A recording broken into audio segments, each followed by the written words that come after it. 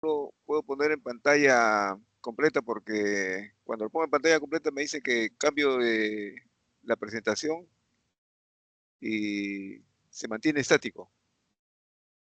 Ahora vamos a probar aquí, por ejemplo, estoy cambiando a la presentación 2. ¿Se ve el cambio? Sí, doctor. Ya, correcto. Creo que nomás continuamos así. Ya. Bueno, en relación al examen básico de orina, es importante que ustedes eh, de aquí salgan con la información, qué es lo que debemos hacer cuando tenemos resultados de un examen de orina. Eh, el tema va por el siguiente aspecto. La información que proporciona el laboratorio frente a un examen de orina contribuye a orientar la búsqueda de un diagnóstico, entendiendo que tenemos ya la historia clínica y los síndromes. Entonces, este es lo que ustedes deberían formularse cuando tengan frente a, digamos, a la imagen del resultado de un examen de orina, ¿no? Contribuye el examen de orina al diagnóstico, tratamiento y pronóstico de la enfermedad, ¿ya? Esa es la importancia. Pero esto solamente puede tener sentido y significado si lo unimos o correlacionamos con los síndromes clínicos que ustedes ya han encontrado después de haber elaborado una historia clínica, ¿ya? O lo que es lo mismo, lo que quiero decirles es que los exámenes de laboratorio por sí solos no le van a orientar a ningún diagnóstico. Va a aparecer como una especie de eh, una inmensa cantidad de probabilidades, ¿ya? O de repente ninguna. Pero cuando inmediatamente ustedes leen la historia clínica, elaboran sus síndromes encontrados, correlacionar los resultados del laboratorio con los síndromes encontrados, ahí sí va a cobrar sentido, ¿ya? En eso consiste lo que ahora se está llamando la medicina de laboratorio, en el sentido de que cómo el laboratorio puede contribuir a un diagnóstico, y la respuesta está en correlacionar síndromes con datos de laboratorio. Y en este caso, el examen de orina se orienta a eso precisamente, ¿ya? Eh, entonces, en líneas generales, frente a un paciente con enfermedad renal, por ejemplo, que es lo característico que se pide siempre cuando hay una enfermedad renal, se pide el examen de orina. Entonces tenemos que también formularnos la siguiente pregunta, ¿no? ¿Cuándo se inició la enfermedad? ¿Cuál es la etiología, fisiopatología, la evolución, tratamiento, pronóstico, ¿no? Entonces, sobre esa base, nosotros, eh, una vez que se ha documentado la presencia de enfermedad renal, entonces el laboratorio lo que busca es lo siguiente, ¿no? Contribuir a establecer un diagnóstico correcto, ¿no? Analizar la gravedad de la difusión renal, ¿ya? Contribuir en la evolución y también en el tratamiento. Aquí les voy a presentar para que más o menos se orienten rápidamente un caso clínico, ¿no? Es un paciente de 65 años que previamente se encontraba bien, ¿no? No hay historia conocida de enfermedad renal y la creatinina hace 3 meses se la encontró con 1,2 miligramos por decilitro. El resultado del examen de orina era inespecífico, no orientaba hacia nada en particular. En el último mes, el paciente se encuentra en una situación que se fatigaba fácilmente, un dolor de espalda leve, pero persistente. Después disminuye el apetito y eso contribuye a una pérdida de peso alrededor de 1,5 kilos. Al examen físico hay una apariencia de un paciente en mal estado general, aunque no se encontraron también alteraciones específicas. Sale el estudio de laboratorio y encontramos urea 110 miligramos por decilitro, creatinina 8,4 miligramos por decilitro. Desde ya estas cifras están incrementadas. Observen, el hematocrito había bajado a 25% cuando un valor normal previo fue de 41, ¿no? ¿Y qué encontramos en el examen de orina? trazas de proteína, ¿no? Mediante una tira reactiva. No hay leucocituria ni cilindruria, que es lo que hay que buscar inmediatamente cuando damos un paciente, en un paciente renal. ¿Qué encontramos, ¿no? En relación a las células encontradas? ¿Qué encontramos en relación a algunos elementos formes en la orina como son los cilindros y cristales? En eso tenemos que enfocarnos cada vez que tengamos un paciente renal. Bien, entonces, esto solamente para modo de presentación, ¿no? Eh, Como preámbulo, les manifestaría que los pacientes con enfermedad renal se pueden presentar a la consulta médica de distintas formas. Algunos tienen síntomas directamente relacionados con el tracto urinario. En cambio, otros son completamente asintomáticos, ¿no? Y son hallazgos de un estudio que podemos llamar de rutina, ¿no? Aunque este estudio de rutina siempre no he sido partidario porque muchas veces también se confunde con que como todos lo hacen, yo también lo hago, algo así, ¿no? Siempre hay que tener un criterio clínico para saber qué se pide.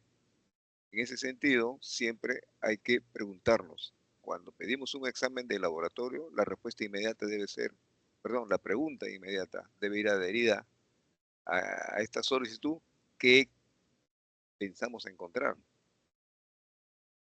Bueno, entonces, repito nuevamente, muchas veces vamos a encontrar hallazgos, ¿no? En estudios de laboratorio, ¿no? Hallazgos, por ejemplo, la creatinemia incrementada, o sea, la concentración de creatinina en sangre incrementada, ¿no?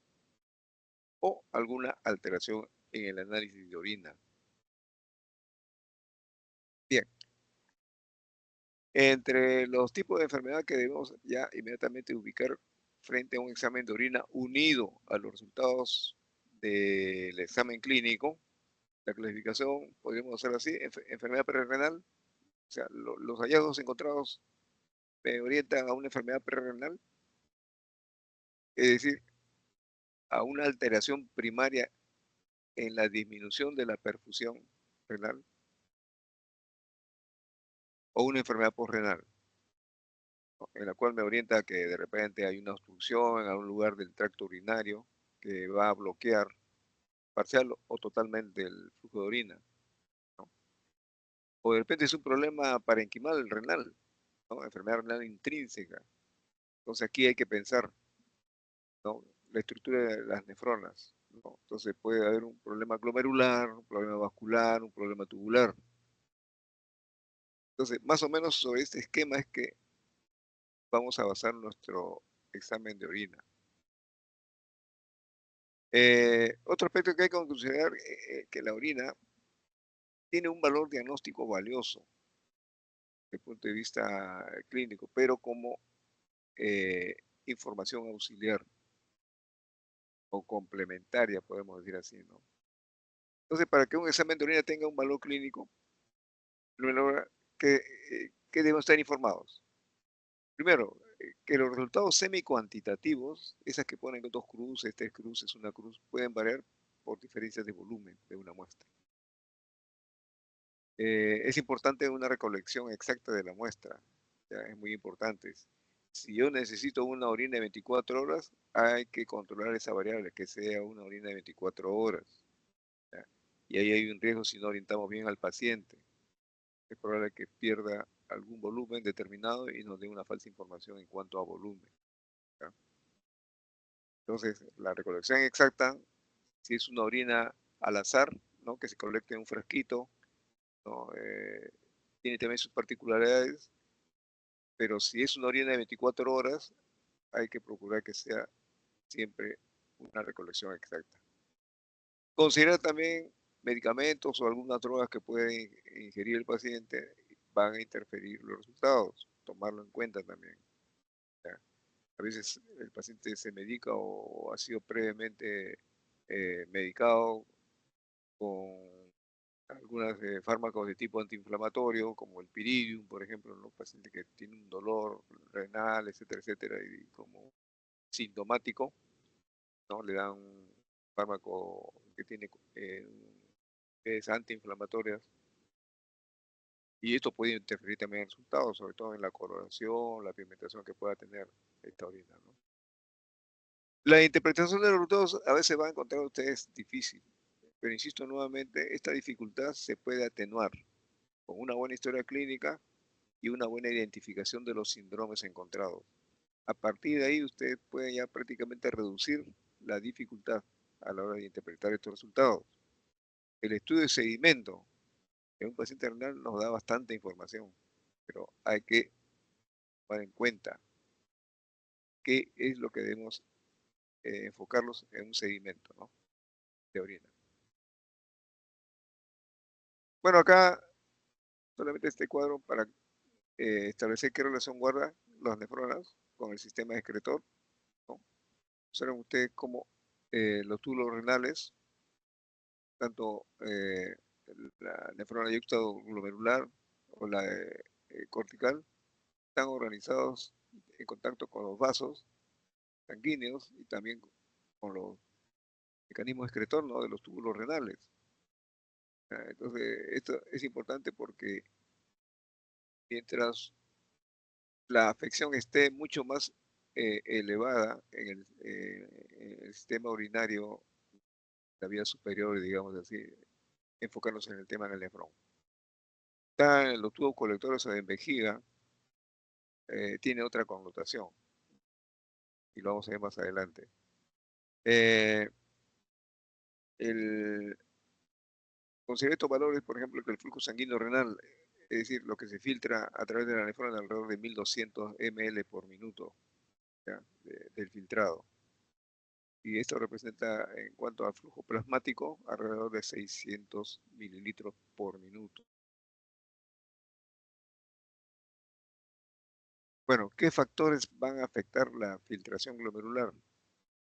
Aquí lo tenemos: presión hidrostática, es la presión del agua que pueda tener sobre los vasos de pequeño calibre. La presión oncótica, que al contrario retiene el agua, es la presión que la determina la concentración de proteínas plasmáticas. Eh, También la estructura del epitelio visceral, conocido como podocitos, endotelios de los capilares, la membrana basal que la recubre. Estos elementos influyen en la característica de la orina, sea en su composición bioquímica o sea en su estructura celular, que aparecen en orina. Entonces, recordar esto es importante a la hora de hacer un análisis del sedimento urinario. Bien, eh, estábamos hablando de la recolección de las muestras, sobre todo la exactitud en cuanto a volumen, y aquí paso a describir algunas causas de deterioro, ¿no? En primer lugar, el recipiente debe estar seco y limpio, ¿ya? Eso siempre debemos orientar al paciente. Generalmente en los hospitales ya hay la tendencia de entregar ya unos frascos preparados para la colecta de muestras, ¿no? En todo caso, si el paciente por X motivo no ha podido recoger estos depósitos, hay que eh, orientarlo de que debe ser un depósito, no sé, de vidrio o de plástico también, pero esté limpio y sobre todo seco. En otras palabras, pueden lavarlo, agua y caño, pero hay que secar ese recipiente, de manera que se colecte la orina. Le pongo un ejemplo: en orina de 24 horas a veces los pacientes van a eh, colectar la orina en estos frascos de 3 litros de gaseosas, ¿no? De repente no lo lavan bien, pueden quedar restos de glucosa, por ejemplo, ¿no?, que viene con los contenidos de estos recipientes de gaseosas. Entonces hay que orientar bien al respecto al paciente, ¿no? Debe ser seco y limpio. Es importante que una vez colectada la orina, ya empiece el análisis dentro de las 2 primeras horas. También aquí, si el paciente prevé que va a demorar en su, digamos, desplazamiento de su domicilio al hospital, preferible que venga con su depósito y explicarle que previa higiene, ¿no?, ya la colecta lo haga dentro del hospital, ¿no?, en un servicio higiénico. De esta manera que en las 2 primeras horas se cumpla para que pase a un estudio de laboratorio. Considerar que la temperatura ambiental a la que es sometida la orina por varias horas va a alterar la, la presentación en orina de los elementos formes. Por ejemplo, los cilindros granulosos son los que pueden alterarse. Si hubiera hematíes, también van a tener formas crenadas, por ejemplo, ¿no? Otras alteraciones más corrientes que vamos a encontrar, cambio de color. Recordar que el urobilinógeno, ¿no? Da color a las orinas conforme se va oxidando. Mientras más tiempo va pasando, más se va intensificando esta oxidación y se va tornando oscura. El urobilinógeno se convierte en urobilina entonces. El olor también tiene importancia, ¿no? Una cosa es el olor de una orina recién obtenida y otra cuando ya ha tenido mucho tiempo en donde ya los patógenos comienzan ya a proliferar. El aspecto también es importante, ¿no? Es turbio, transparente. Es importante también saber esta información. Y mientras más pronta se colecta y se hace un estudio organoléptico, más exacta es esta información que lo vamos a tener a la hora de decidir por el aspecto, el color y el olor, hacia dónde hay que orientar nuestras sospechas clínicas. Hay modificaciones en las concentraciones. Si es una infección bacteriana, obviamente la glucosa va a disminuir. Paciente diabético, por ejemplo, la concentración de cetona van, van a estar presentes, pero se pueden seguir degradando si hay mucho tiempo. Nitrito también es otro componente en el estudio. Eh, para facilitar esto ya hay tiras reactivas que rápidamente nos dan información al respecto, ¿no? Nuevamente, insisto, incremento de bacteriuria. Mientras más tiempo pase, la proliferación de estos patógenos se incrementa. Bien. Ahora, condiciones para recolección de muestras, ¿no? Para estudio bioquímico, queremos saber glucosa, proteínas, eh, y el examen microscópico, la celularidad, ¿no? Hay glóbulos rojos, glóbulos blancos, hay células que pueden corresponder a vejiga o de repente a los tubos colectores. Entonces, esa información es importante. ¿Cómo lo obtenemos? Recordar, la primera micción de la mañana es la más importante. ¿Ya? ¿Por qué? Porque es la más concentrada y por lo tanto da mayor información en cuanto a elementos formes, celulares o componentes bioquímicos. Es un error decirle, por ejemplo, si el paciente dice yo orino poco, decirle, bueno, tome agua. Si le dice que tome agua, está diluyendo la muestra. Entonces, no caigamos en este error.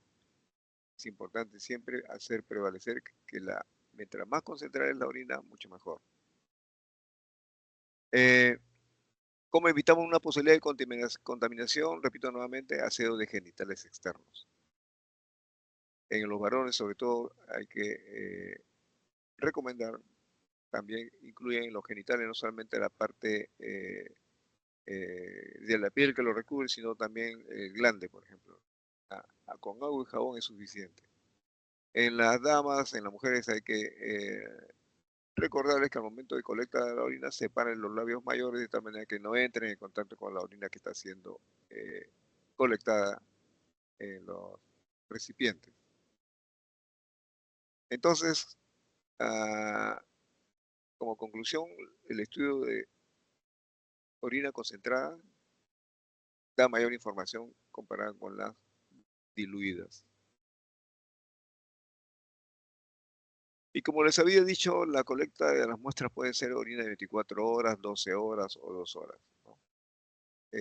¿Cuáles son los valores eh, necesarios? En este caso, el laboratorio es el que puede estar acá también determinando cuáles son las más adecuadas muestras en estos casos. La muestra de 24 horas se estableció que da mejores resultados, pero bajo determinadas condiciones. En primer lugar, hay que decir al paciente que a partir de 12 horas antes de la colecta de la muestra, es decir, por decir un ejemplo, 6 de la tarde del día anterior a la colecta de muestras, 6 de la tarde, ¿no? 18 horas. Ya, restringir la ingesta de líquidos, evitar ingesta de alcohol y algunos fármacos que pudieran evitarse, ¿no? Generalmente los pacientes con diabetes, pacientes hipertensos, hay que recomendar que continúen con el ingesta de los fármacos. Los que están también en tratamiento con antibióticos, también no es recomendable que suspendan el tratamiento.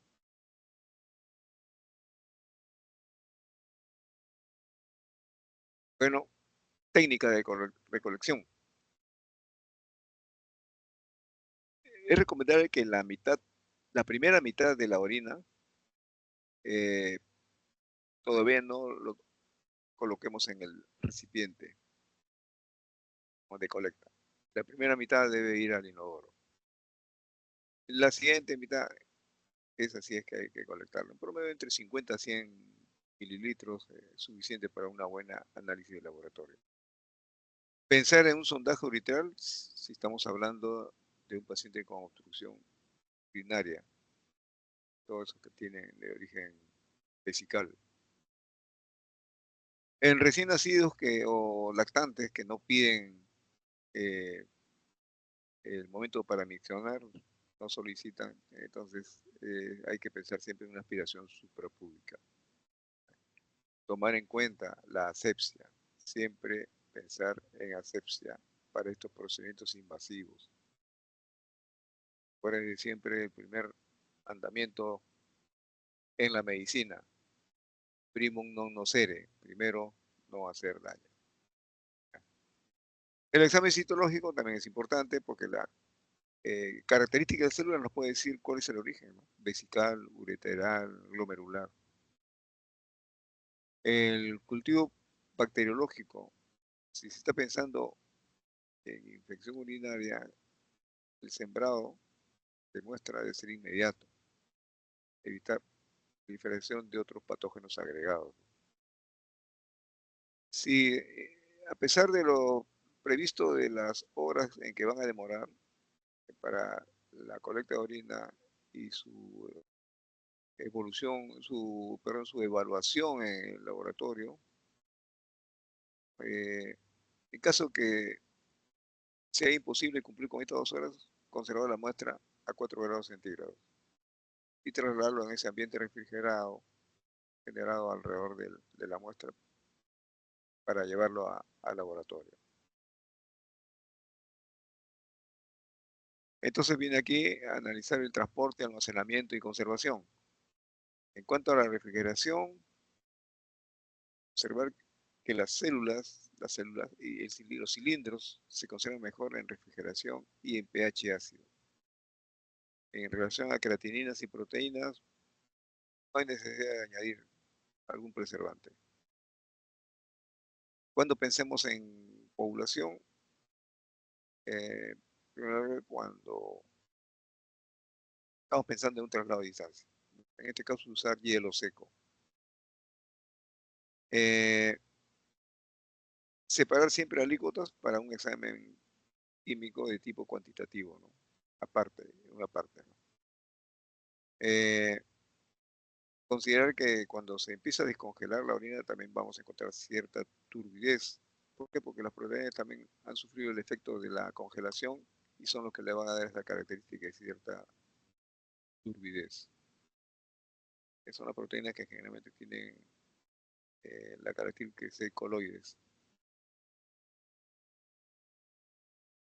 En cuanto a los preservantes químicos, depende qué vamos a analizar. Depende del método también de análisis. Algunos de ellos actúan como agentes antibacterianos o antimicóticos. Entonces, cuando a veces el clínico no le interesa mayormente el estudio de antibacterianos o antimicóticos, pide que la orina sea colectada con estos preservantes químicos para que sea precisamente lo más exacta posible la composición bioquímica de la orina y, por ejemplo, como la glucosa no sean consumidas por las bacterias. El ácido bórico, por ejemplo, se emplea, pero ¿qué va a evitar? Multiplicación bacteriana. Estabiliza esta multiplicación por 24 horas. Eh, ¿Para qué se utilizaría esto? Para el dosaje de hormonas, estriol, estrógeno. Otros preservantes que se usan, el ácido benzoico, fenol, timol, cloroformo, etcétera, etcétera.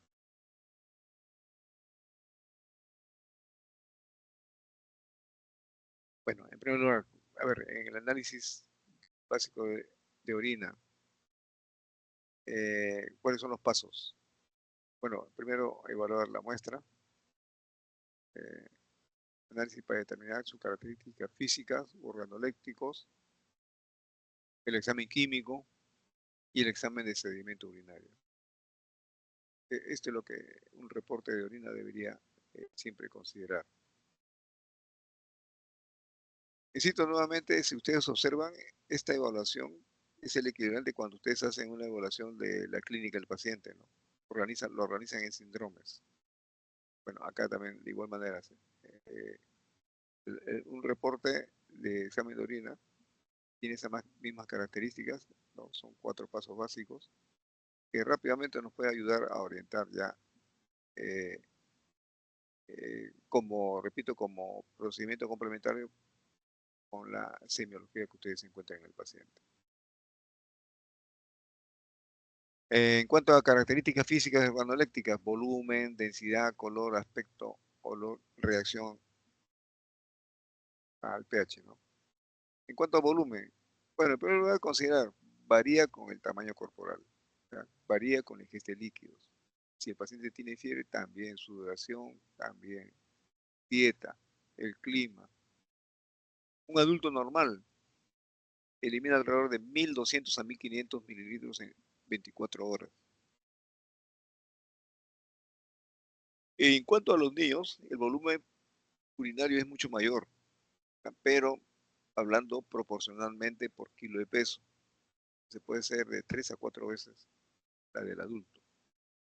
Repito, proporcionalmente pensando en kilo de peso del niño.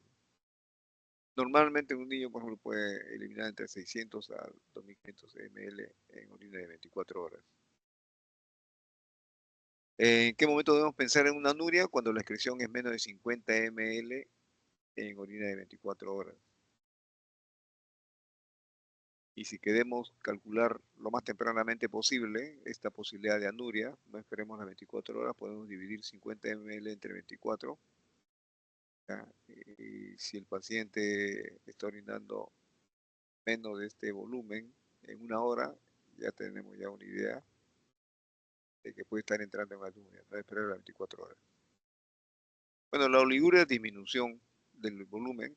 Bueno, en este caso la cifra crítica es cuando orina menos de 500 ml en orina de 24 horas. Para pensar a qué se debe esa oliguria, lo que habíamos dicho inicialmente, es prerrenal. Paciente, por ejemplo, deshidratado, fiebre persistente durante varios días, prerrenal, ¿no? Parenquimal, ¿no? Hay un problema, síndrome nefrótico, pensar en síndrome nefrítico, o posrenal, pensar en una litiasis renal en este caso, o algún síndrome, algún proceso expansivo que puede estar comprimiendo sus colectores. En cuanto a la poliuria, cuando es un volumen superior a 2 litros en orina de 24 horas, pensar en una poliuria también. En cuanto a la densidad, bueno, se puede evaluar bajo 2 formas, peso específico o molalidad. ¿Y esto qué nos indica? El grado de reabsorción tubular o de concentración. Eso es importante, ¿eh? ¿Es una orina concentrada normalmente o hay alguna alteración? Entonces, estas son las 2 formas de evaluar esta densidad, ¿no? La densidad mide la cantidad relativa de sólidos en la solución, ¿no? La urea debe representar el 20% absolutos, el cloruro de sodio el 25%, y el resto está eh, repartido entre sales de sulfato o fosfato, ¿no? La densidad normal es 1.005 a 1.025, ¿no? Se considera una orina hipostenúrica cuando es menor a 1.007 y orinas isostenúricas cuando es mayor a 1.010. Observe, aquí hay un densitómetro que es lo que nos ayuda a medir el peso específico de las orinas. Las tiras de orina también ayudan en ese aspecto. Hay otros que le llaman urómetros o refractómetros. Factores que pueden incrementar la densidad. Siempre preguntó al paciente, ¿no?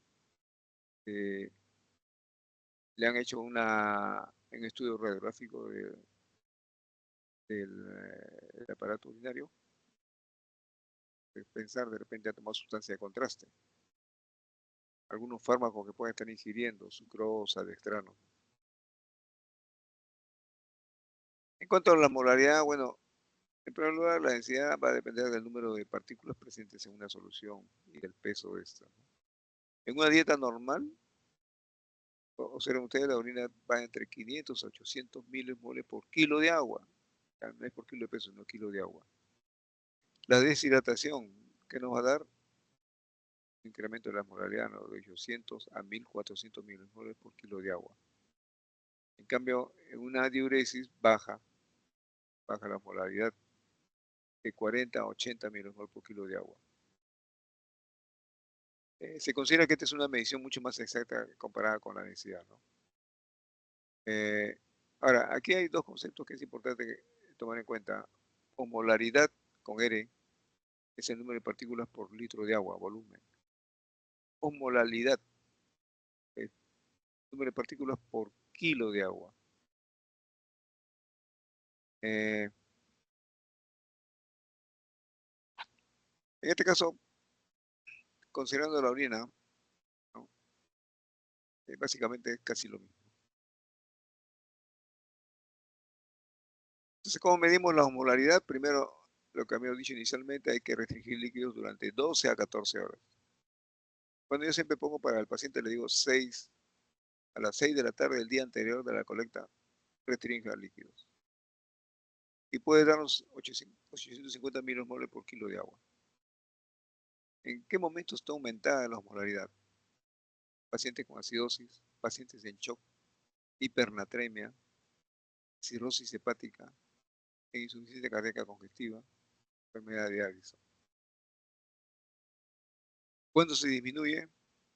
Diabetes insípida, o sea, la orina está muy diluida, ¿no? Hipercalcemia, calcio iónico incrementado, excesiva ingesta de líquidos, necrosis tubular renal, ojo ahí, necrosis tubular renal, la hipocalcemia también puede producir estos niveles disminuidos, pielonefritis severa.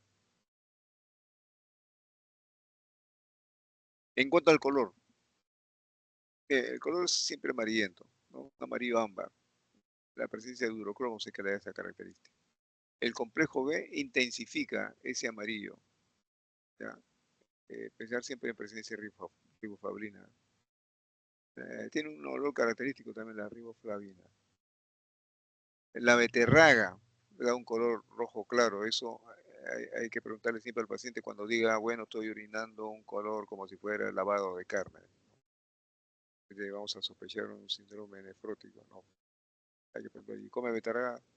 Sí, sí, bueno, ahí está el color, ¿no? Hay que decirle que no coma y nuevamente colecta la orina. El empleo de antisépticos, ¿no? El piridin, por ejemplo, da un color rojo naranja. El neoprostosil rojo oscuro. La urobilina es un pardo oscuro. Ya le había dicho, conforme se va oxidando más el urobilinógeno, más oscuro se vuelve. A algunos, la presencia de pigmentos biliares va a dar un color castaño rojizo o verduzco, ¿no? Pacientes con un diagnóstico por porfirinas, ya, se elimina por orina las porfirinurias y va a dar un color rojizo. Está recién emitido, pero conforme pasa el tiempo se volvió más oscuro. Hablan de una especie de vino o porto, dicen así, ¿no? Ya. Sospechar en proteinuria cuando el paciente se queja de dolor abdominal, y obtenemos este tipo de orina. Bueno, la calptonuria es un olor pardo oscuro por la presencia del ácido homogentísico. Si el laboratorio informa presencia, definitivamente es calptonuria. En cuanto al aspecto, ya les había mencionado, normalmente la orina es transparente, no, su color es amarillo, pero amarillo transparente. Se vuelve ligeramente turbio o turbio por la presencia de incremento de elementos formes. Y corresponde a nosotros pedir un estudio microscópico con más detalle para ver cuáles son estos elementos formes que están predominando. Cuando es una turbidez uniforme, la presencia de purinas. Este producto del metabolismo de los ácidos nucleicos. Opalescentes, presencia de gotas de grasa, hipuria, hiperlipemia, generalmente pacientes con hiperlipemia pueden tener este tipo. La quiluria, bueno, aquí por una obstrucción al conducto torácico, comienza a pasar a circulación sanguínea y de ahí se filtran y pasan a orina. Es sospechoso altamente de filariasis. En cuanto al olor, ya aquí estamos en un estudio organoléptico clásico, ¿no? Ligeramente aromático. Es un olor sui generis la orina. Puede tener un olor fétido, amoniacal por contaminación bacteriana. No hay color, perdón, no hay olor en la nefrosis tubular aguda. La presencia de acetona da un olor característico también a frutas. A veces algunos, mucho más sensibles, hablan olor a manzana podrida, dicen. Otros dicen un olor un poco a dulce, ¿no? A los caramelos, algo así. Un olor fecal, ¿no? Francamente fecal. Es probable que estén ante presencia de un paciente con fístulas enterovesicales. O a ratón, dicen, la presencia de fenilcetonuria. Pies sudosos, acidemia, la expresión del ácido valérico. Si encontramos un olor a lejía, es probable que también esté contaminada la orina. Normalmente la orina tiene una reacción, observen, de un pH de 4.6 a 6.5. Depende de la ingesta también. Es muy variable, ¿no? Puede ser ácido o alcalina. Que va a reflejar la capacidad del riñón para mantener una concentración de hidrogeniones, ¿vales? En plasma y líquidos extracelulares. Y esto comienza a incrementarse en plasma o líquidos extracelulares, el riñón comienza a funcionar para eliminar estos hidrogeniones. Y va a cambiar obviamente la reacción pH, ¿no? Se vuelve más ácido. En el adulto normal considera que va a excretar entre 50 y 100 miligramos por litro de orina en orina de 24 horas, ¿no? Con una dieta normal. En cuanto al examen químico, ya, estos son los elementos que vamos a estudiar. Glucosa, proteínas, cuerpos cetónicos, bilirrubina, glubirinógeno, bilis, hemoglobina. Eh, en cuanto a la glucosa, bueno, considerar que la glucosa se filtra a través del glomérulo, pero se reabsorbe inmediatamente. ¿De qué depende? Que sucede que en nuestro organismo hay sustancias proteínas que transportan la glucosa excretada nuevamente al tubo contorneado proximal. Estas cantidades de proteínas son cantidades constantes. Entonces, si aumenta la concentración de glucosa, como se da en el caso de pacientes diabéticos, el número de proteínas que transportan la glucosa hacia el tubo contorneado proximal son constantes y no van a dejar siempre glucosa sin adherirse a estas proteínas transportadoras. Entonces, ¿qué va a pasar? La orina sigue su curso a través de los tubos contorneados y aparece en orina. Entonces, la concentración de glucosa en sangre va a depender de la velocidad de filtración glomerular y el grado de reabsorción tubular. Una glicemia entre 160 a 180 miligramos por decilitro va a condicionar entonces la aparición de esta glucosa en orina, que ya les mencioné. ¿No? Las proteínas transportadoras de la glucosa no son suficientes para retener toda esta glicemia filtrada. Entonces, si hay un exceso de glucosa en sangre, ya, lo que no ha podido ser absorbido o transportado por estas proteínas aparece en orina. Causa de glucosuria, entonces encabeza la lista de la diabetes mellitus, ¿ya? O glucosuria renal, ya por inhibición de la reabsorción tubular, ya, o sea, alteraciones en estas proteínas transportadoras. Bueno, la excitación emocional, escalofríos, ejercicio físico también incrementan la presencia de glucosa en orina. Pacientes con feocromocitomas, ¿ya? Y por incremento de las catecolaminas también va a conducir a la glucosuria. Hipertiroidismo por incremento de reabsorción de hidrato de carbono, parece. Entonces, eh, eh, en el hipertiroidismo.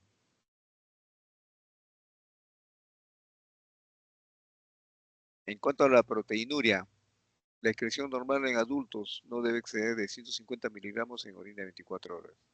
Recordar, ¿no? O sea, cuando digan que en orina no se filtra la proteína, eso es parcialmente cierto. Proteínas de muy bajo peso molecular obviamente van a aparecer, ¿no? Ya vamos a ver que hay una proteína de Torfol que eh, son los que precisamente están presentes en orina y que dan y explican los 150 miligramos de proteína que hay en orina en 24 horas.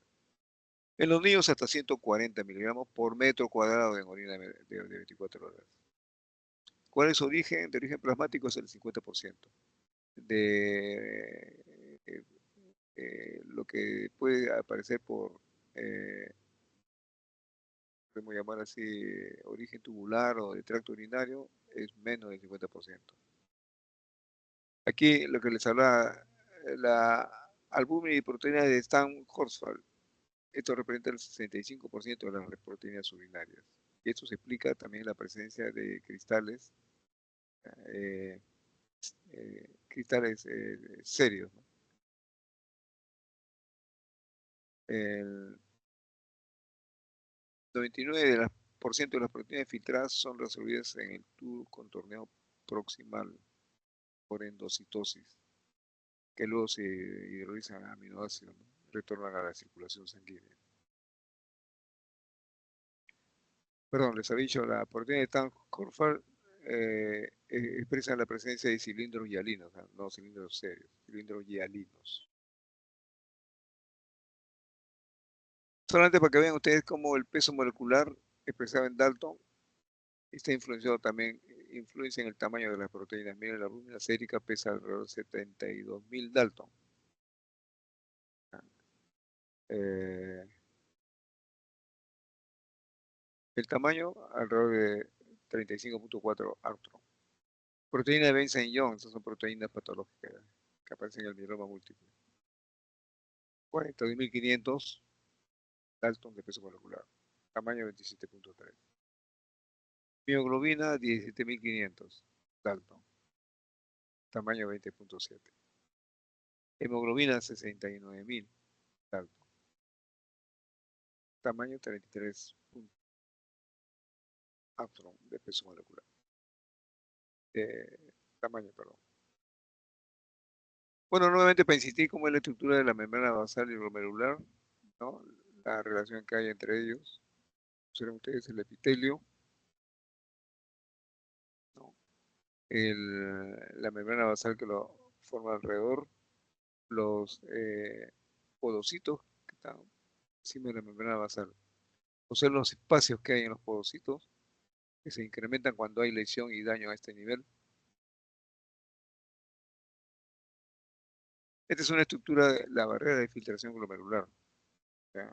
Observen ustedes cómo entre el endotelio y los podocitos hay un espacio compuesto básicamente por colágeno tipo 4.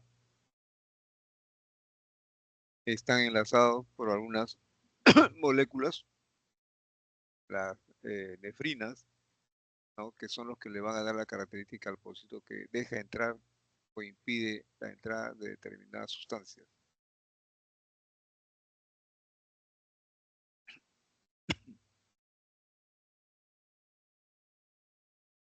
Bueno, miren ustedes acá, en la fase inicial de una lesión glomerular, observen cómo los podocitos comienzan a orientarse, comienzan a proliferar, adhiriéndose a la membrana basal, frente a presencia de complejos inmunes. Miren, observen el endotelio cómo hay una separación entre los espacios intracelulares. Las células mesangiales, que también van a tener ahí células que responden a presencia de moléculas patológicas, ¿no? Como son los complejos inmunes. Todo esto comienza a alterarse. Bueno, aquí observan ustedes cómo se han formado algunos anticuerpos contra la membrana basal. Las células endoteliales se separaron y dejaron puerta abierta para que estos anticuerpos se adhieran a la membrana basal. Las polimorfos nucleares precisamente se encargan de, adhiriéndose a estos anticuerpos, a producir lesiones en la membrana basal debido a las enzimas lisosomales en un intento de remover estos anticuerpos, ¿no? Dañan también la membrana basal. Entonces, observen ustedes, por incremento de permeabilidad, presencia de anafilotoxinas, sobre todo las derivadas del complemento, el C5A, C3A, son fragmentos del complemento que también se activan en estos procesos cuando hay eh, complejos inmunes circulantes, ¿no? O sustancias vasoactivas. Todos ellos van a estimular precisamente esta respuesta inflamatoria. Básicamente es ataque a la membrana basal. La célula endotelial es producto de la acción de sustancias vasoaminas, son las que se contraen, ¿no? E incrementan los espacios intercelulares, ¿no? Que permiten que migren los polimorfos por esos espacios. Los anticuerpos que también se generan como respuesta humoral también traspasan estos espacios intercelulares tratando de destruir los complejos inmunes.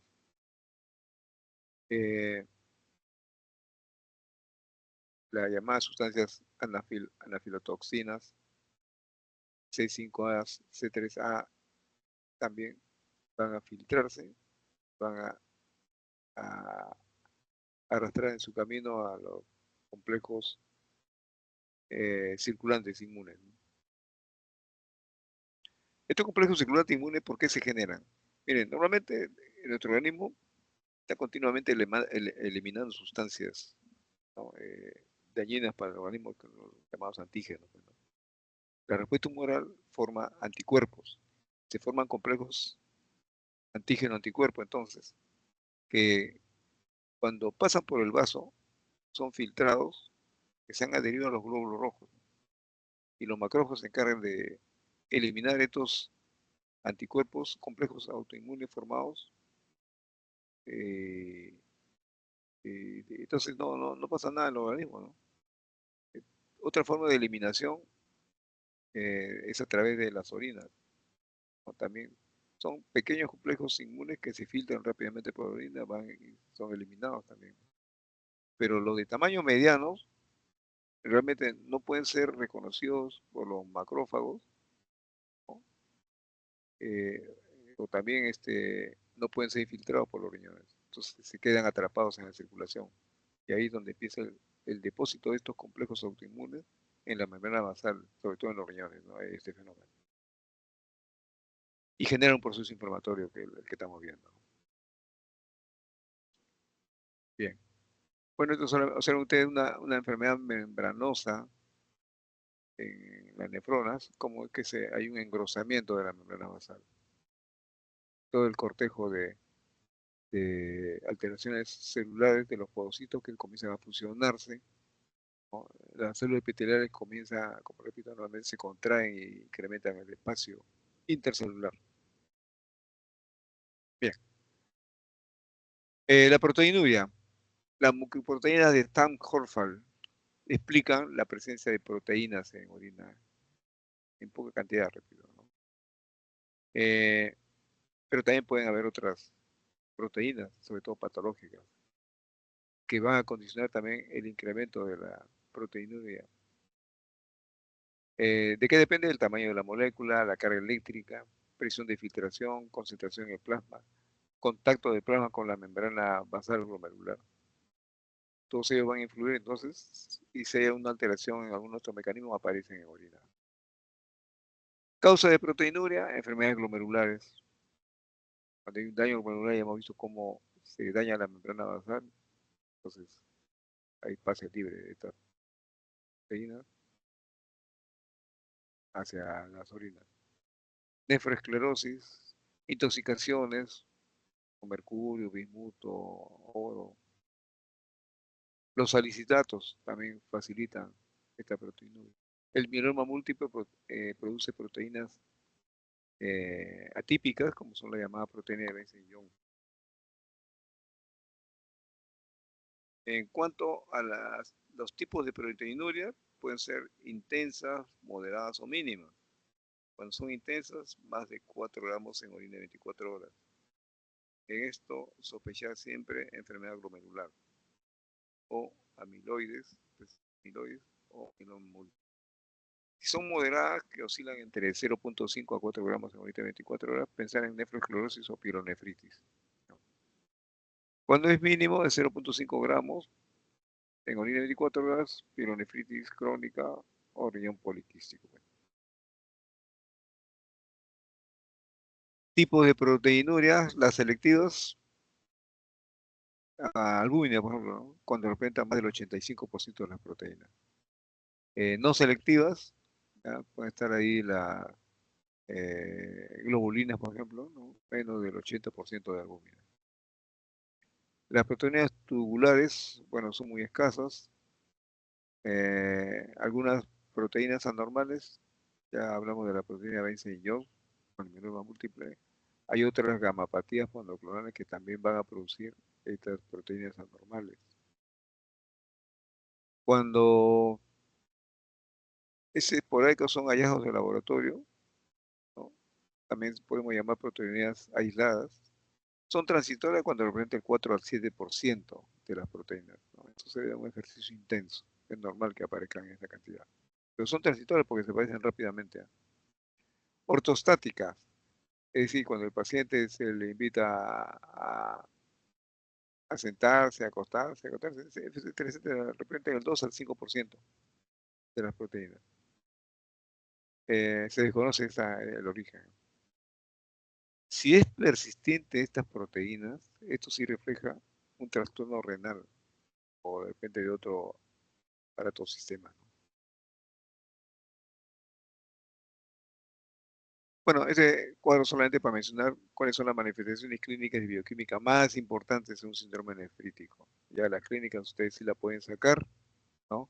El paciente habla siempre de que se fatiga, hay decaimiento, anorexia, se ve una palidez característica con edema facial, ¿no? Bandas blandas en las uñas, esto es clínica ya. El paciente puede tener también ascitis dentro del cuadro clínico, hipertensión, eh, edema en miembros inferiores, son características clínicas. Si esto usted es lo único en la información que obtienen de laboratorio, por ejemplo, proteinuria en orina, ¿no? Hipoproteinemia, o sea, disminución de concentración de proteínas en sangre, ¿no? Hipercolesterolemia como un mecanismo compensatorio, dado que está disminuyendo la cantidad de proteínas, ¿no? Entonces el organismo cómo responde, incrementando el metabolismo y la formación de colesterol para compensar eh, la osmolaridad del plasma. Hiperlipemia, ¿no? Ya, entonces estos datos eh, nos está dando desde el punto de vista del laboratorio una contribución a todo ese cuadro, ese cortejo síndrome que ustedes van a encontrar. Eh, El polineograma electroforético también ayuda definitivamente a los hallazgos de laboratorio, ¿no? Entonces, así como hay un cortejo sindrómico desde el punto de vista clínico, también tenemos acá algunas manifestaciones de tipo bioquímico en orina, ¿no? Eh, Observen ustedes, miren acá cómo los cilindros se pueden encontrar, ¿no? En orina, cilindros granulosos, incrementados, ¿no? Cilindros hemáticos, ¿no? Con contenido de gotas de grasa, ¿no? Que estos, bueno, se tiñen de rojo con una coloración sudán, ¿no? Entonces, todos estos son datos característicos de laboratorio, ¿no? Estudiando la orina en los sedimentos, ¿no? En los bioquímicos, que ayudan a confirmar lo que hemos encontrado desde el punto de vista clínico. Cito nuevamente, en eso consiste la medicina de laboratorio. Hallazgos que complementan los síndromes encontrados desde el punto de vista clínico y que ayudan nuevamente al diagnóstico, tratamiento y pronóstico. En relación a cuerpos cetónicos, a ver, ¿qué podemos decir en relación al cuerpo cetónico? Bueno, aquí son el ácido acetoacético, la acetona, el ácido beta hidroxibutírico, más importante. Lo normal en orina de 24 horas es de 3 a 15 miligramos de cuerpo cetónico. Cuando se encuentra incrementado en la inanición por vómitos y diarrea, entonces el paciente comienza metabolismo alternativo frente a la poca ingesta de alimentos. En la diabetes mellitus, en la gestación, pacientes posoperados anestesiados por éter. Eh, en relación al metabolismo de los carbohidratos, también pueden conducir también a esta condición de presencia de cuerpos cetónicos. Urobilina, ¿cuándo se encuentra? Cuando hay hemólisis masiva, ¿no? Aparece en orina presencia de urobilinógenos. Ictericia hepatocelulares, pensar en esto también, la cirrosis, paciente con cirrosis. Una colestasis extrahepática, ¿no? Presencia de cálculos. Cuando no podemos encontrar urobilina, cuando hay una obstrucción del conducto biliar. En cuanto a presencia de bilis, no debe haber en orina bilis, ¿no? Y la presencia ya nos habla de una obstrucción de vías biliares o una lesión hepatocelular también. Lipuria, presencia de lípidos en orina. Bueno, eh, característica, orina de aspecto opaco, lechoso. Es bien característico, se nota eso y definitivamente esto dice, aquí hay lípidos. En un microscopio de luz polarizada, muy pocos laboratorios lo tienen, se forman unas estructuras llamadas cruces de Malta, ¿no? Que no son sino los ésteres cristalizados del colesterol. El estudio por método de cromatografía en capa fina o inmunoelectroforesis también pueden ayudar a la detección de este incremento de lípidos en orina. Entonces, cuando encontramos lipurias patológicas, síndrome nefrótico, ya hemos dicho cómo se incrementa el colesterol, uremia intensa, ¿no? La insuficiencia renal crónica, la lipuria puede estar normal por mucho tiempo. En una gestación normal, al final del embarazo, pueden incrementarse los lípidos. Otras causas de lipuria, diabetes mellitus, hipotiroidismo. En cuanto al examen de sedimento urinario, ¿qué es lo que debemos nosotros buscar? Miren, elementos organizados, leucocitos. Si están aglutinados, eso se llama piocitos. O sea, es expresión de un proceso inflamatorio. ¿Qué más? Hematíes, cilindros, cilindroides, células epiteliales. Es importante ver la forma de la célula epitelial para definir qué de repente es vejiga o de repente de tubo contorneado, distales, tubos colectores, ¿no? O son glomerulares estos células epiteliales. Bueno, presencia de espermatozoides, bacterias, parásitos, hongos, levaduras, filamento de moco. Los elementos no organizados, cristales, ¿no? Eh, glóbulos de grasa, ¿no? Sustancias birefringentes como son los lipoides. En los cristales sí hay que tener mucho cuidado. Cuando hablamos de fosfato, esto siempre va unido, presencia de cristales de fosfato va unido siempre a un pH alcalino. En cambio, cristales de uratos o de calcio van unidos siempre a un pH ácido. ¿Ya? Si encontramos a la inversa, en un pH ácido, cristales de fosfato, bueno, pensar que de repente el paciente está ingiriendo algún alimento, ¿no?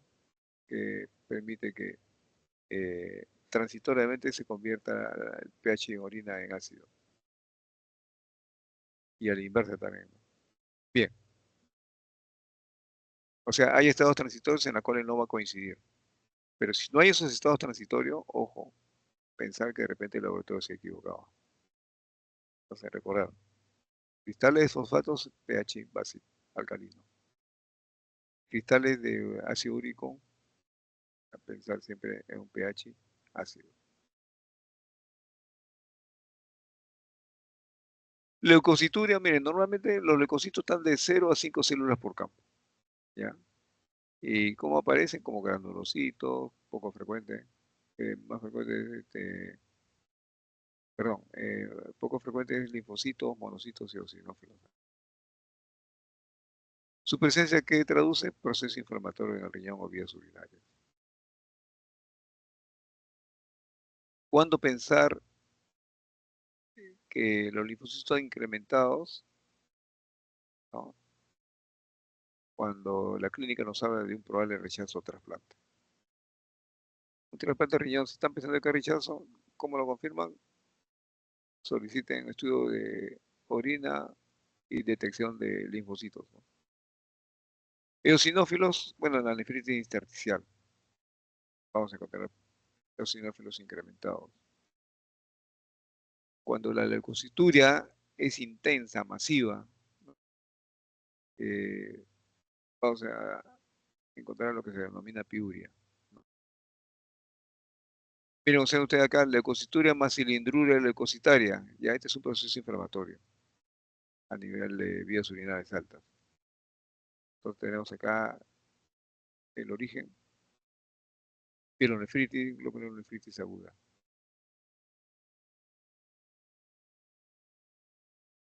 La hematuria, bueno, miren, se considera hematuria cuando hay más de 5 hematíes por campo, ¿ya?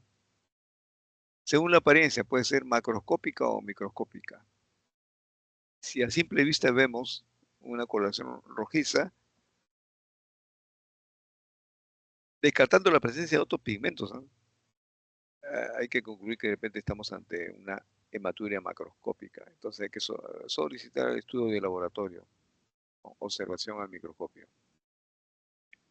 Según su forma de presentación, puede ser constante o persistente, intermitente o recurrente. Y según su localización, puede ser glomerular, de las vías urinarias, secundaria a una coagulopatía. Ya ustedes saben, glomerular, ahí vamos a encontrar cilindros con glóbulos rojos. No hay no hay otro origen. Si encontramos cilindros con glóbulos rojos, esto es glomerular. Según la clínica, puede ser sintomática o asintomática. Miren acá los pigmentos que pueden confundirse con hematuria. De tipo endógeno, la mioglobinuria, en pacientes con rhabdomiolisis. Hemoglobinuria por crisis hemolítica. E ictericia obstructiva, entonces bilirrubinuria. Pacientes con un diagnóstico de porfiria, las porfirinas están presentes, también se confunden con hematuria. Presencia de melanina, también. Exógeno, buenos por alimentos, como la beterraga, por ejemplo, o las moras. Analgésicos, la fenacetina, la antipirina. Antibióticos, que también pueden darse coloración, rifampicina, nitrofurantoína, sulfonaminas. Cilindruria. Este también es importante al momento de un examen de los datos de laboratorio, ¿no? Bueno, ¿de qué se componen los cilindros? Bueno, pero siguen la forma de la matriz, ¿ya? De los elementos que lo contienen, ¿no? Las mucoproteínas, ¿no? Sobre todo la de Corfal nos da esa característica de unos cilindros hialinos. Entonces adoptan la forma del segmento tubular distal o el conducto colector. Observar que la matriz siempre va a tener un borde recto. Tipo de cilindros, cilindros hialinos. Se puede encontrar normalmente algunos cilindros hialinos, pero cuando ya se incrementa, pensar que están estos los cilindros, lo que hemos mencionado, de Towns-Horford. Cilindros granulosos ya no son sino detritus, pero que han sido organizados a través de estos cilindros, que necesariamente es un problema ya de tipo inflamatorio en vías urinarias altas. Cilindros serios también por incremento de proteínas. O sea, parecen cera, parecen esos, estructuras de cera. Cilindros epiteliales, definitivamente. Cilindros epiteliales ya son epitelios de vías urinarias altas. Inclusiones lipídicas ya en síndrome nefrótico, vamos a encontrarlo. Cilindros hemáticos, síndrome nefrítico. Cilindros leucocitarios, procesos infecciosos o inflamatorios. Cilindro de hemoglobina o mioglobina, bueno, ya está, hay que pensar en el primer caso, eh, hemólisis, ¿no? Cilindro bacteriano, bueno, ya ese es en la piuria. Hay patógenos ahí infiltrados, están colonizando, infectando las vías urinarias. Presencia de cilindroides o pseudocilindros, bueno, ya estas son formas que se adoptan a nivel de ya vejiga, ¿no?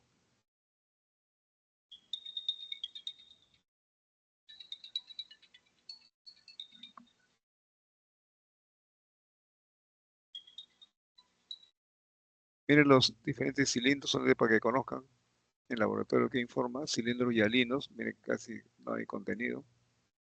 Leucocitarios, ahí hay presencia de células, ¿no?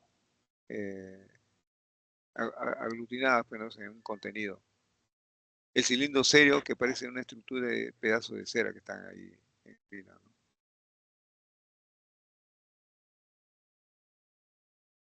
Bien. Miren, observen ustedes acá en los hematíes cómo pueden alterarse si están mucho tiempo en orina. Entonces se forman, cuando son frescos son bien redondos, característicos con su halo central, pero cuando va pasando el tiempo se vuelven rugosos. Miren, los cilindros bacterianos contienen ahí la bacteria dentro de esta estructura organizada.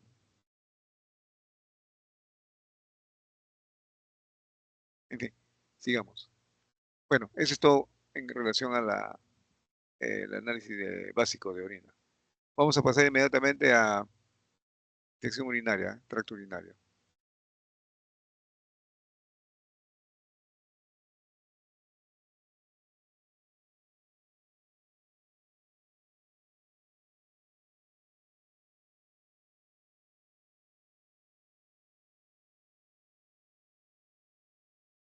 Ya, en relación a la infección del tracto urinario, bueno, es importante recordar que las vías urinarias normalmente son estériles, ¿ah? Muy resistentes a la colonización, ¿ya?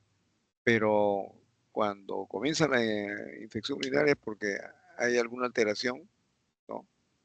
En el mecanismo inmune, ¿no?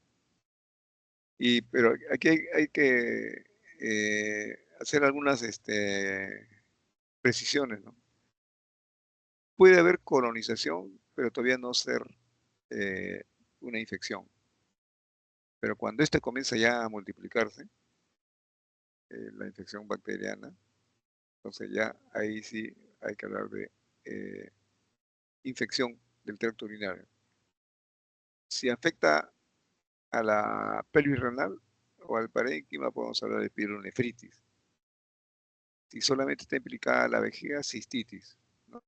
Uretritis si afecta la uretra y prostatitis si va a afectar la próstata, ¿no? Eh, Después de las infecciones del aparato respiratorio, ¿no?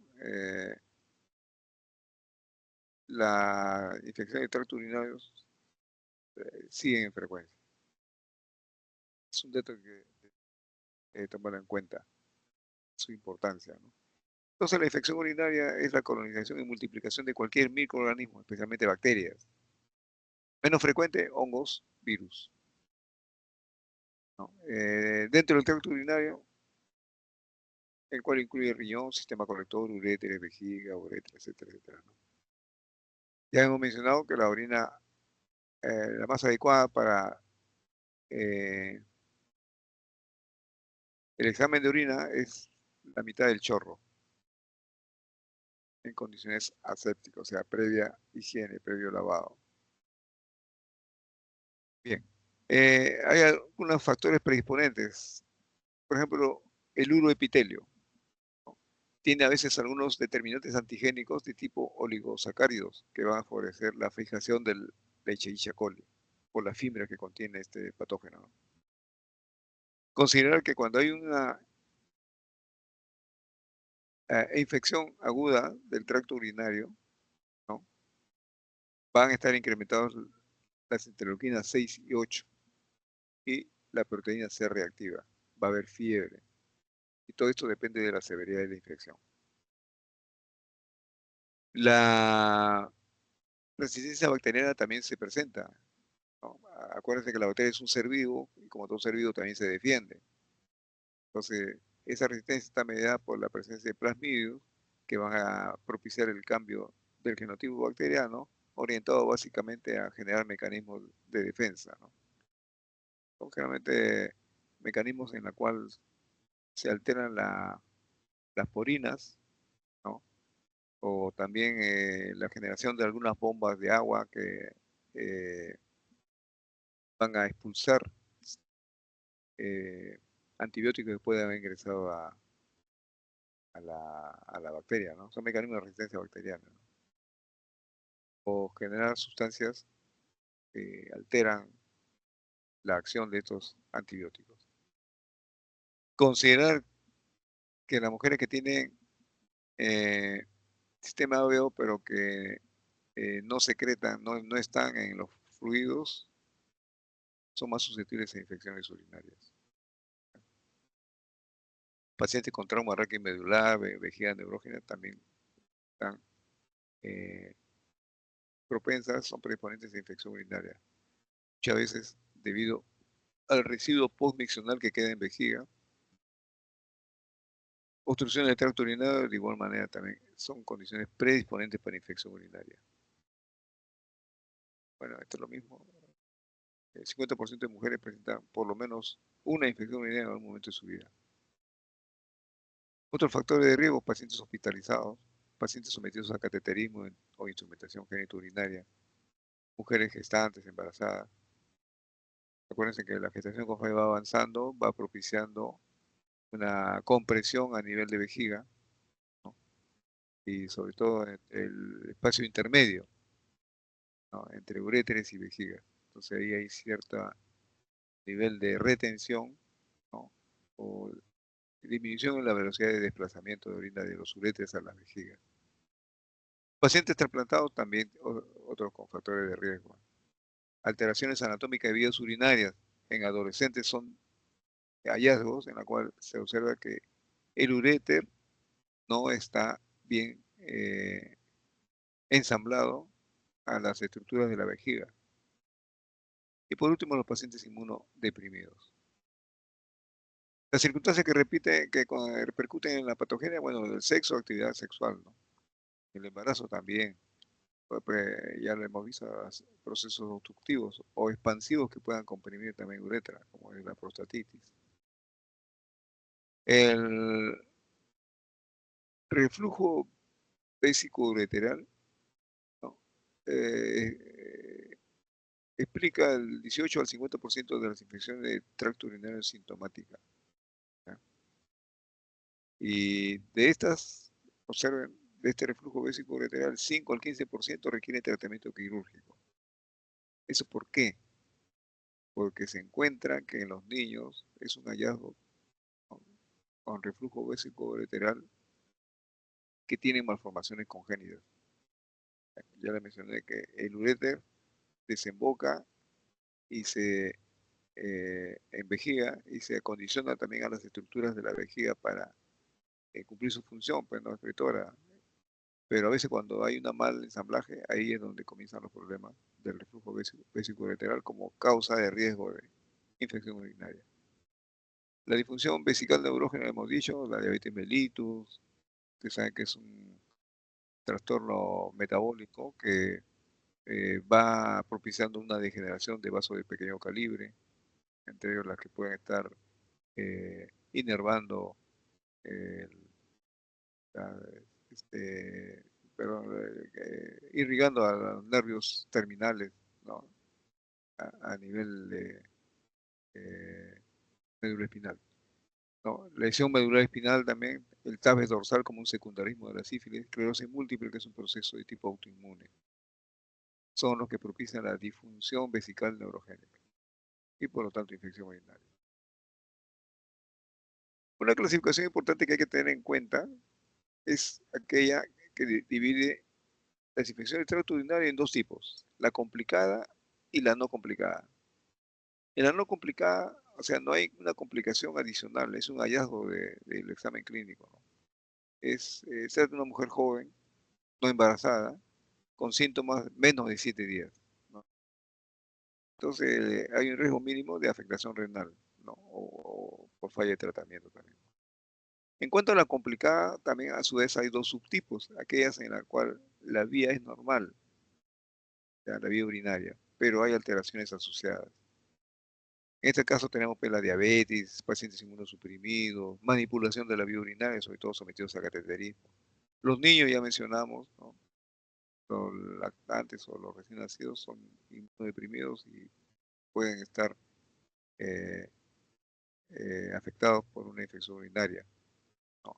O ya los mayores, los adolescentes, en donde las anomalías anatómicas de implantación de uréteres en vejiga ya van a dar origen al reflujo vesicoureteral y también propician infección. Los ancianos, bueno, está su mecanismo inmunológico venido a menos, es también una complicación para la infección urinaria.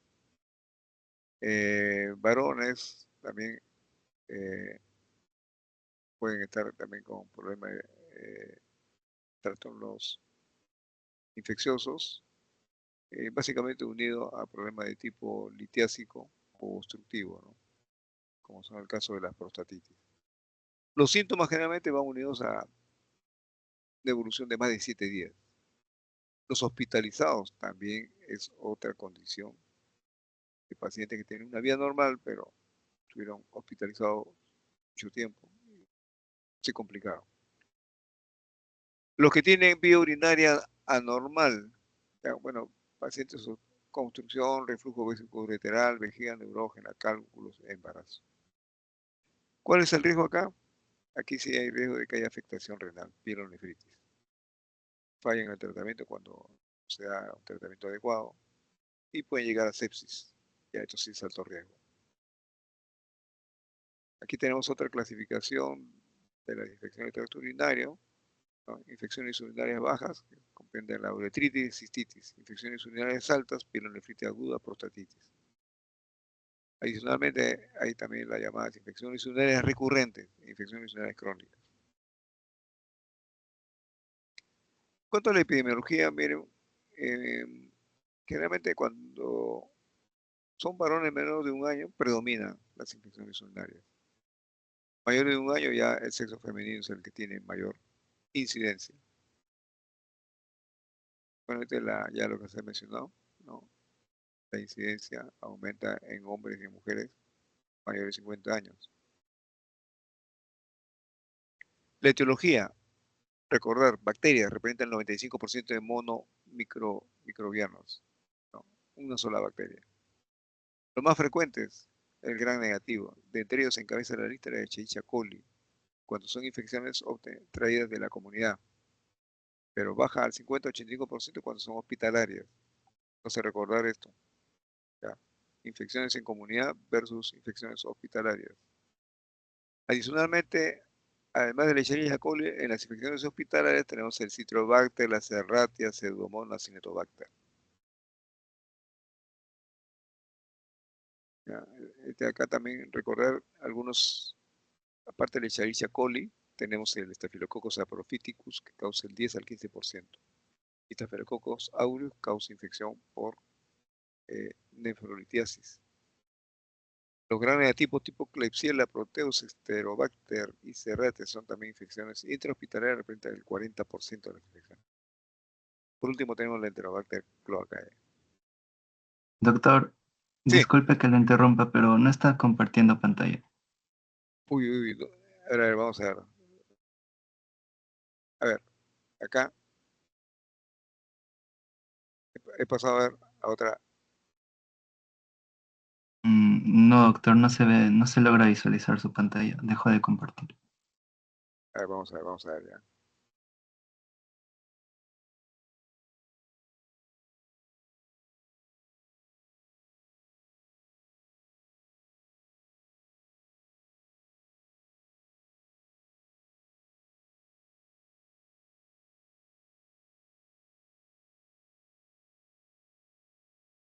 Ah, eso es lo que estoy viendo.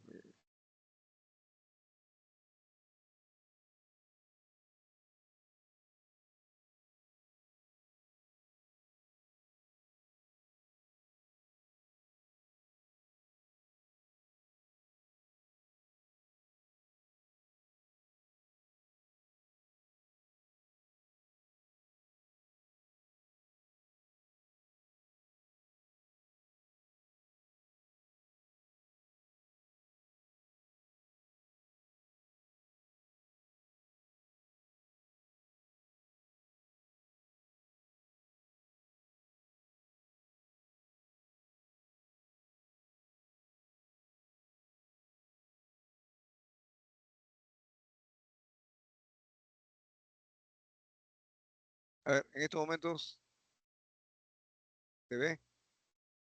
Ahora sí, doctor, ahora sí se ve.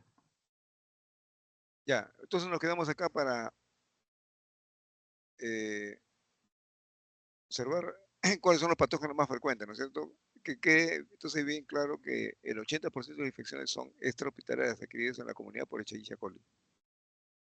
Baja su incidencia cuando son infecciones obtenidas en el hospital, en pacientes hospitalizados, al 50%. ¿No? El resto lo está cubriendo los estafilococos saprofíticos, que representan el 10 al 15%, estafilococos aureus cuando está acompañado de nefrolitiasis. Los gran negativos, acá aparece ya la Klebsiella, Proteus, Enterobacter, Serriata, que representa un 40%. Entonces, este es las infecciones hospitalarias, estas son las que, repito nuevamente, son patógenos de las infecciones de tracto urinario. Entre los cocos gran negativos tenemos la Neisseria gonorrea. Ya la presencia de este patógeno nos habla de una gonorrea. Cocos gran positivos, enterococos, estreptococos del grupo B, estreptococos del grupo D. Son otros tantos patógenos que pueden estar en infección de tracto urinario. Las infecciones oportunistas, ya están acá mencionadas, es la Candida albicans sobre todo, la Clamidia trachomatis. Los raros son los adenovirus y los herpes virus, muy raro encontrarlos, pero pueden ser hallazgos de laboratorio también.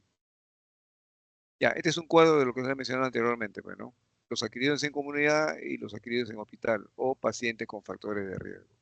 Tenerlos bien presentes, entre los gran negativos y los gran positivos. Ya hemos visto que muy poco frecuentes son el resto, ¿no? Por ejemplo, la micobacteria tuberculosis, definitivamente ya esta es una tuberculosis extrapulmonar, ¿no? Pero siempre hay que encontrar un antecedente. Las tuberculosis extrapulmonares siempre tienen el antecedente de haber tenido algún episodio que incluso quedan marcados a nivel de rayos X. Eh, una huella de ella haber tenido también su tuberculosis pulmonar, sino que por vía hematógena se diseminaron a otras áreas. Bueno, también, según la historia natural de la enfermedad, se pueden clasificar también infecciones primarias, ¿no? O si son digamos, la primera alternativa. La segunda son infecciones recurrentes, ¿no? Debido a bacterias no resueltas o por persistencia de bacterias o reinfección. En las infecciones primarias, ya hemos visto, es un paciente no hospitalizado, no hay anormalidades funcionales ni estructurales en vías urinarias, y generalmente son mujeres jóvenes en edad mediana las que adquieren este tipo de infección. En cuanto a las recurrentes, se debe a bacterias no resueltas, ya por tratamiento inadecuado, ¿no? Eh, la causa más común es la resistencia a antibióticos.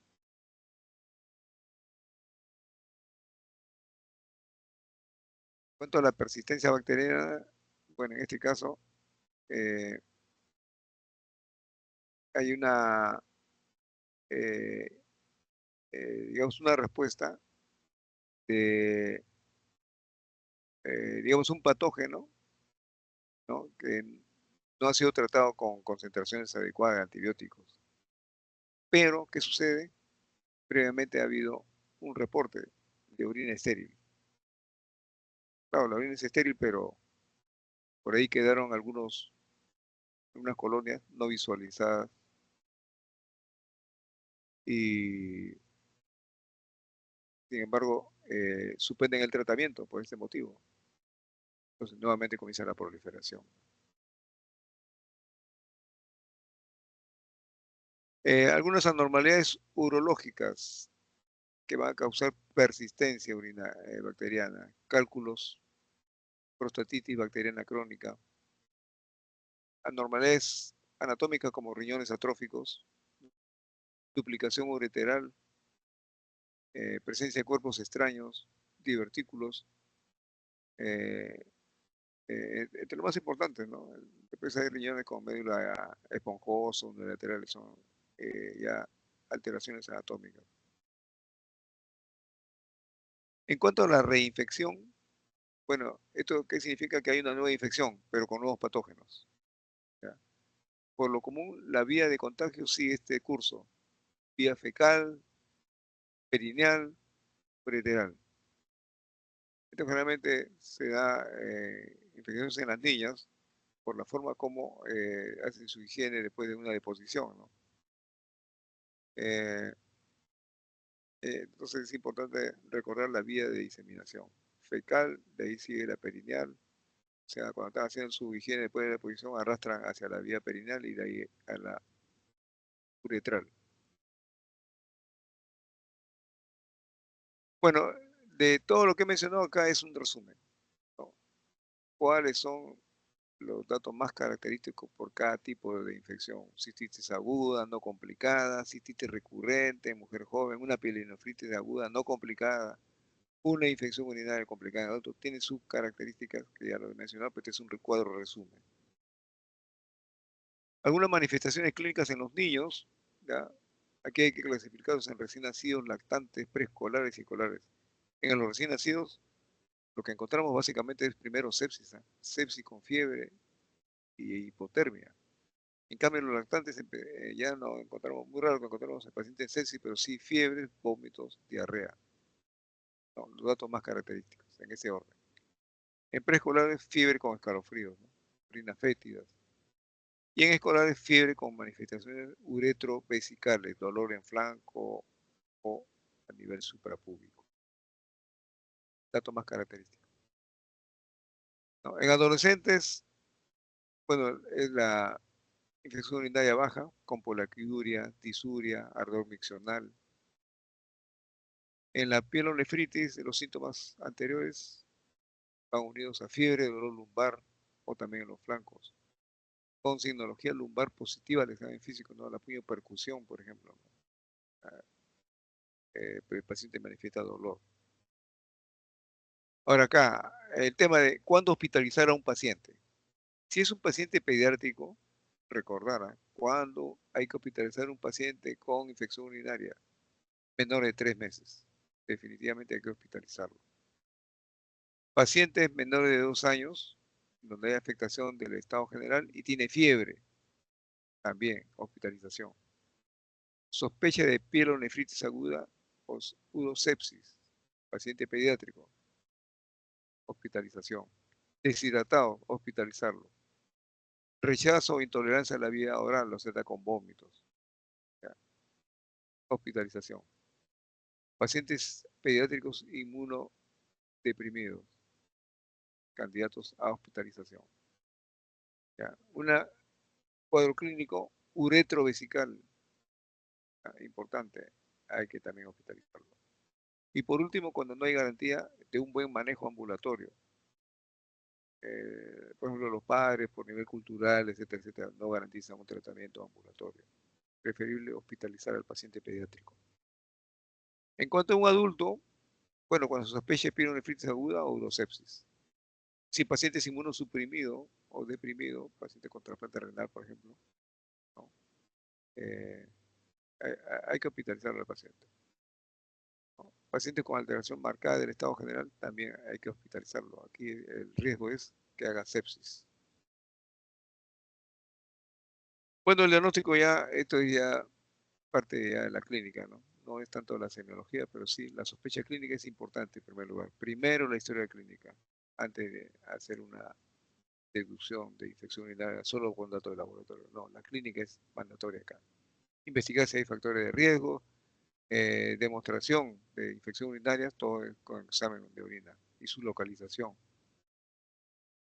No olvidarse, valorar la función renal, la morfología de las infecciones urinarias que están complicadas, también es importante. En cuanto al análisis de orina, para eh, valorar adecuadamente una infección de tracto urinario, con datos de la clínica, primero la leucocituria, más de 5 por campo, leucocitos por campo. Piuria y bacteriuria, de 1 a 10 bacterias por un campo en, en un objetivo de 40. Cuando sospechamos de una infección urinaria alta, vamos a encontrar cilindros leucocitarios, además de lo anteriormente descrito. Ya el uroanálisis ya hemos visto en la clase anterior, ¿no? ¿Qué es lo que debemos estudiar y evaluar? El estudio de sedimento urinario, por ejemplo, eritrocitos normales hasta 3 por campo, leucocitos hasta 10 por campo, bacterias normales de 5 por campo, etcétera, etcétera.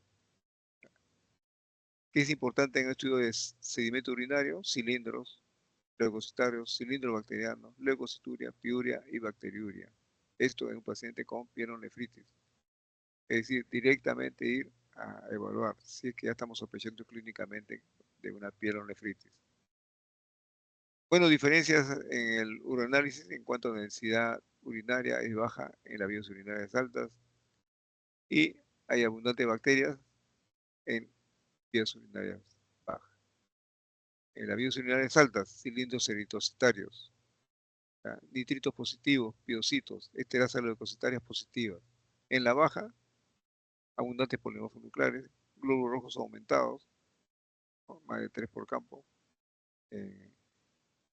Eh, glóbulos blancos, 10 por campo y un pH alcalino.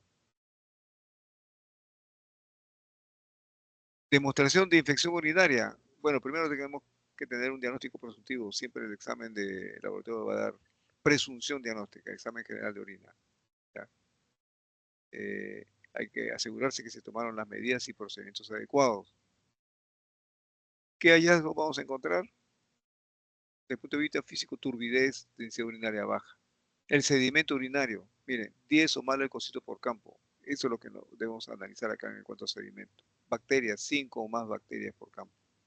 O 3 o más glóbulos rojos por campo, de gran aumento. Cuadro clínico, desde el punto de vista químico, el pH mayor de 6. Nitritos positivos, piuria. Cilindros leucocitarios, definitivamente cilindros, ahí subrayo, cilindros leucocitarios, pielonefritis. Leucocitos, esterasas leucocitarias, ¿ya? Este sirve para detectar piuria. Ya hemos hablado del urocultivo, método de recolección, el chorro medio, por cateterismo, posición suprapúbica, ya lo hemos visto ya anteriormente. Hay que refrigerar a 4 grados si no va a procesarse inmediatamente.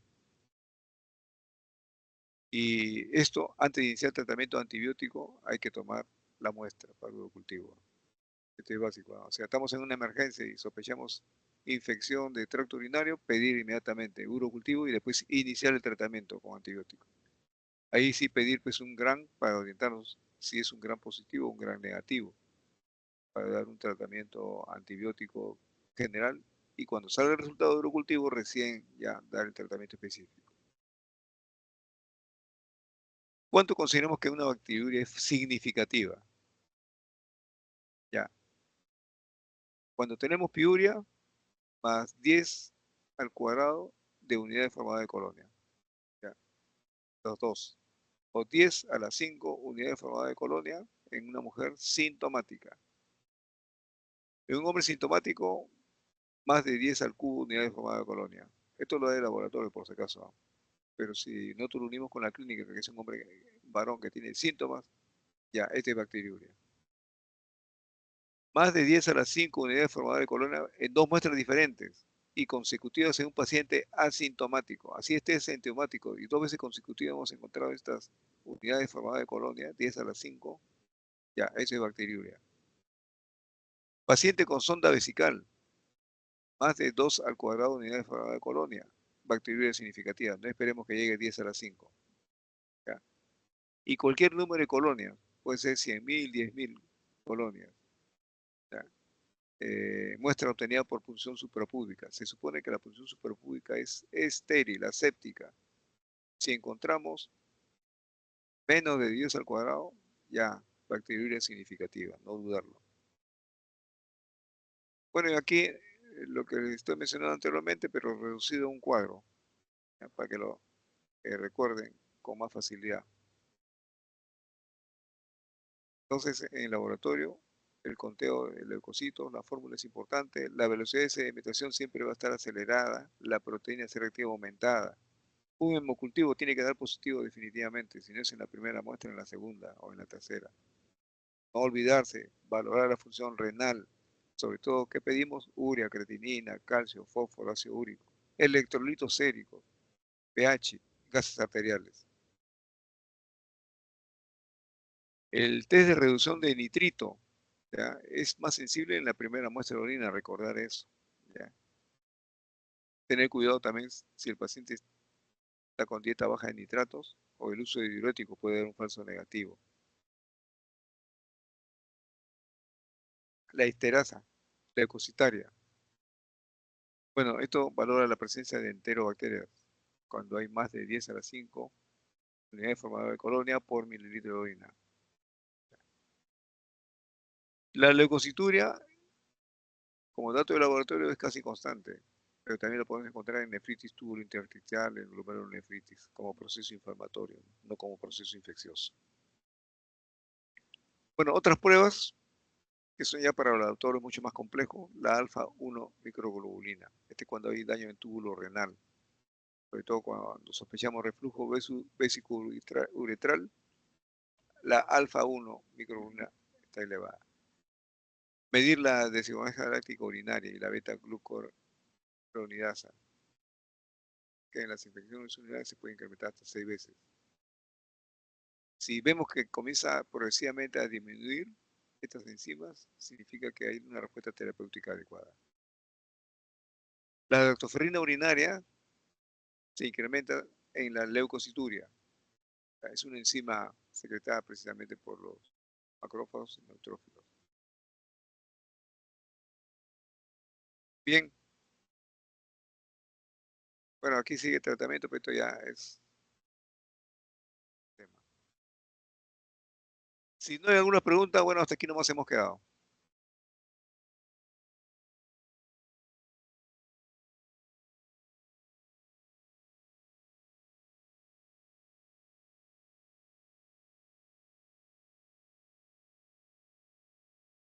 Bien, no hay preguntas. Doctor, Al una parecer no hay consulta. preguntas, doctor. Ok, entonces aquí nomás quedamos, ¿no? Buenas noches con todos. Gracias, doctor. Voy a enviar los 2 temas al delegado, ¿ya?